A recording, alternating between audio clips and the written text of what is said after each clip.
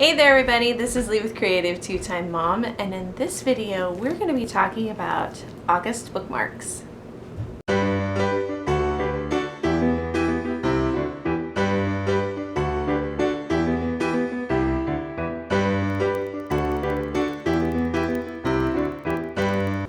Alright, so every month over at Creative2xmom.blogspot.com I do a post that talks about all the books that we read throughout the month.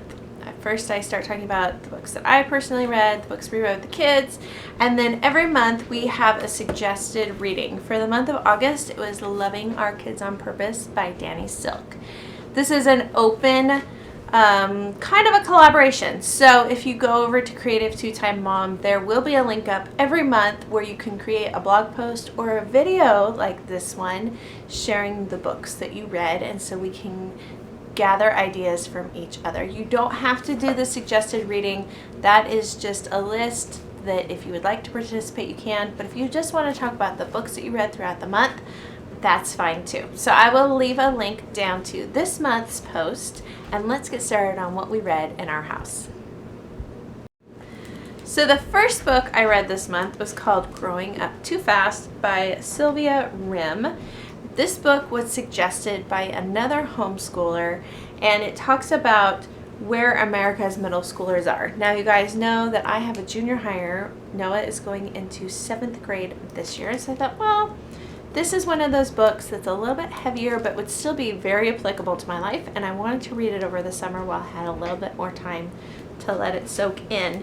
And I felt like this book was really good. Whether you homeschool or you have a kid in public school, this book is high on my suggestion list. So what she did is she did a survey of middle schoolers all across America, and of course it's not completely unbiased because the schools had to opt in, and so she tried to get as much of a variation of experiences as she possibly could, and then took her results and put them into this book. It's pretty subjective. There are points in which I feel like she crosses the line, but for the most part she tries to stay very subjective and just present the information and then say, if you don't agree with this information, here are some of my suggestions. I believe that she is a psychologist. Practical parenting advice based on the survey of more than 5,000 kids. So some of the examples of the chapters would be Growing Up Too Fast, and she talks about how what a lot of us dealt with in high school, these kids are dealing with in middle school, even younger, which I think we know, but she compares the statistics to show us how big of a variation it is. Technology is keeping kids busy. Your kids are watching you and plenty of others, which I think we all know in this social media age. Bullying in schools. She talks about terrorism, fitting in with fashion and friends, weight problems, like I don't even think about that with my preteens, but it's there. Parenting for achievement, and then she offers some suggestions and kind of crosses that line from subjective near the end of each chapter. But I felt like the information that she presented was very eye-opening. There's to a degree which my kids don't quite fit into this because they're not in public school, but at the same time I could see them dealing with some of these issues. So whether you're a homeschooler or a public schooler or some variation in between, I still would recommend this book. I felt it was really, really good. And in fact, I'm going to be passing this book along to my husbands who read as well. Some of the stuff I was reading to him, he was surprised by, and he actually wants to read it too. The next book, I could say that I read with my kids, but I will be completely honest. I went from a very heavy subject matter, letting this soak in, to something super simple, read within 3 days. This is Mr. Limoncello's Library Olympics by Chris Grabenstein, and I read the first one, which is Escape from Mr. Limoncello's Library, when my daughter got it as a reading reward from Barnes & Noble. And I don't remember if that's in a video or a blog post, but I will link it down below.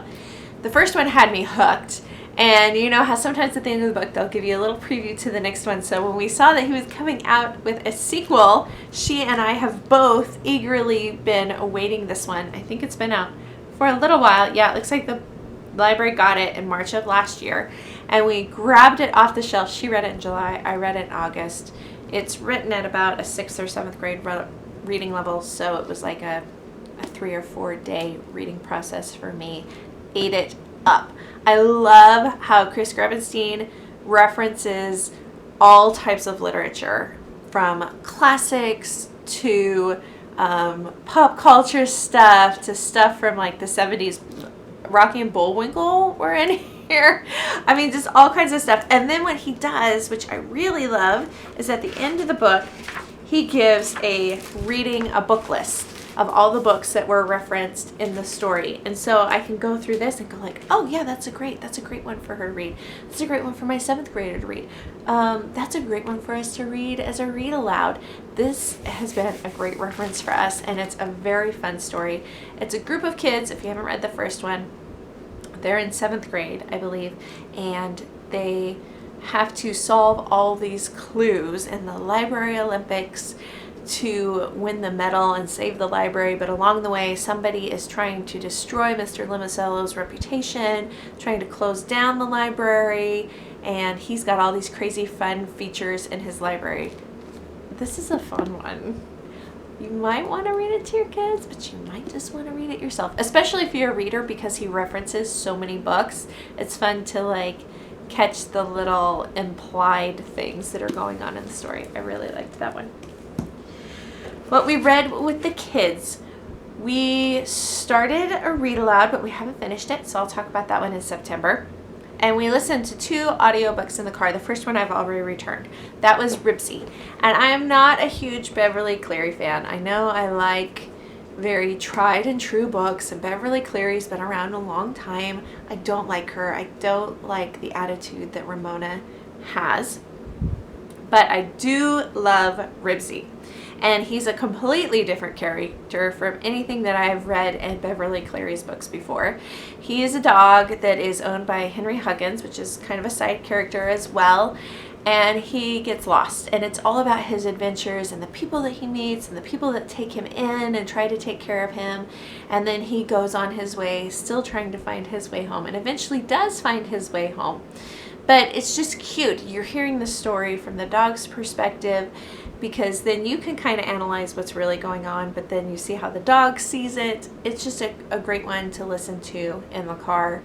We loved that one. And the second book that we listened to in the car was The Castle in the Attic by Elizabeth Winthrop. And in this edition, it is actually the author reading it, which I love because you can hear how the author would have heard it as it was written. They give the expression, they know how to convey their meaning with their voice, and so there are times she's a little flat, but at the same time I was telling my husband that's how she would have heard that particular character. So this is about a little boy named William, and his nanny, I think he calls her his nurse, is leaving the family because he's grown up, and she decides to leave him this castle. And as he's playing with the castle, the night comes to life.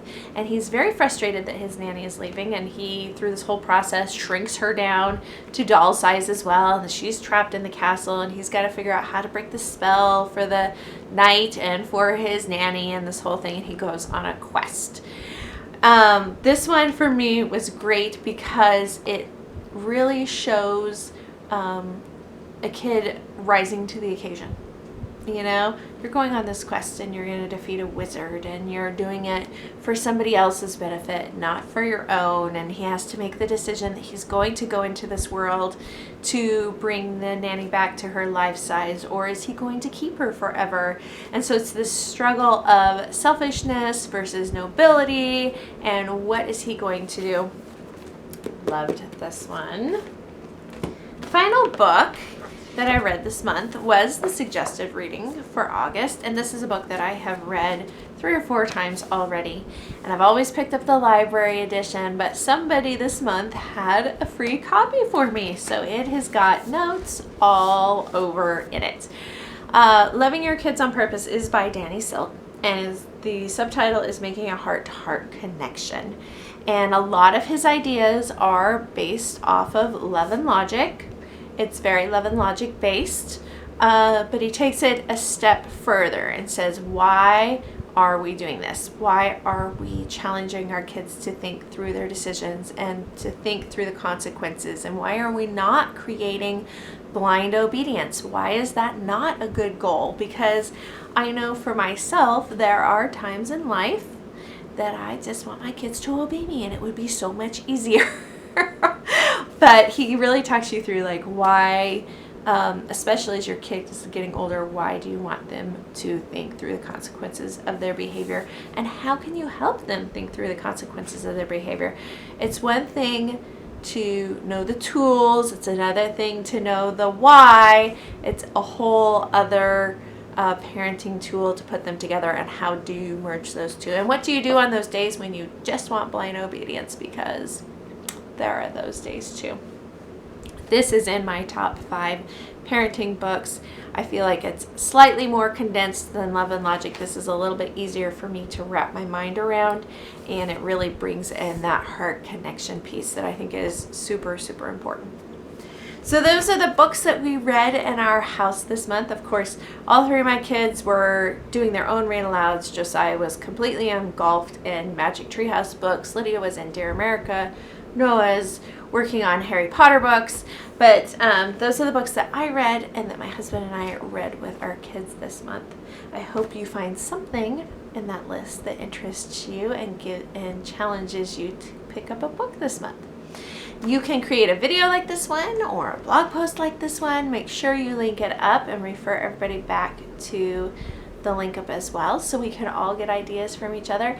And if you don't have a chance, but you just have a great book that you think we need to read, leave me a comment down below. I love to read. My daughter does too. We are in a house full of readers, so we're always looking for new suggestions. I hope you guys enjoyed this video, and we will see you next time. Bye guys.